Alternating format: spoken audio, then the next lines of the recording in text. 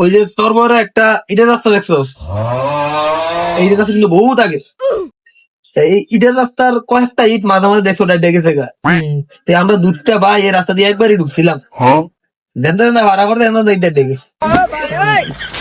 এবার তোর এই যে জঙ্গল, এই জঙ্গল দিয়া যাইতাম, মনে কর গাছ টাছ বাইঙ্গা সব রাস্তা বানাই যাইতাম।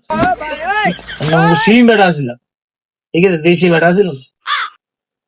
এরপরে ধর আফ্রিকা জঙ্গল আছে না, আফ্রিকা জঙ্গল তো রয়্যাল বেঙ্গল টাইগার মনে কর সুইটটা বাংলাদেশ আয় করছে দুই তিনটা, হয় দুই তিনটা আয় করতে এটা লিয়ে দিলে বাংলাদেশ সরকার তোর মনে করছে খুব টেনশন আছে।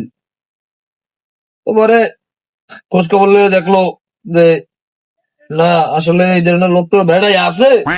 পরবর্তীতে খোঁজ লইতে লইতে আমাকে ডাক পড়লো। ডাক পড়ার পরে আমগো দিল কি ওই বাঘ মারার দায়িত্ব দিল আমাকে। তারপর বাঘ মারার দায়িত্ব দিল পরে দুই ভাই মনে করছে গেলাম বাঘ মারতে। তারপর এরপর তো নিয়ে একলা।